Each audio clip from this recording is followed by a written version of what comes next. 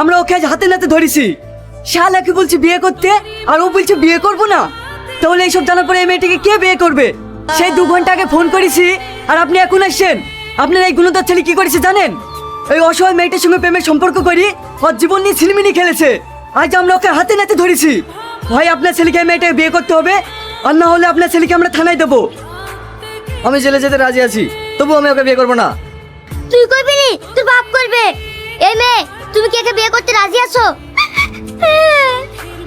তুই একটা মেয়ে হয়ে আর একটা মেয়ে সংসার ভাঙতে এসেছিস। তুই কি ভেবেছিস তুই আমার সংসারে ভাগ বসাবি আর আমি তোকে ছেড়ে দেবো? দেখি, আমি জানতাম না যে বিবাহিত। আমি যদি জানতাম ওর বিয়ে হয়ে গেছে, তাহলে এই সংসারে আমি কোনোদিন আসতাম না। কেন তুই ওখানে জানতে পারলি না আমি বিবাহিত? তখন কই সবার সামনে বললি না যে আমি ওকে বিয়ে করবো না? এই বাড়িতে থাকতে হলে তোকে কাজের লোক হিসেবে থাকতে হবে। আমি তোকে বউ হিসেবে কোনোদিন মেনে নেবো না।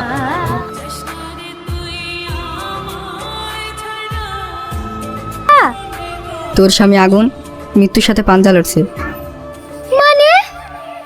হ্যাঁ, ওর 2টো কিডনি নষ্ট হয়ে গেছে। ডাক্তারে বলেছে এমার্জেন্সি কিডনি না পেলে ও মরে যাবে।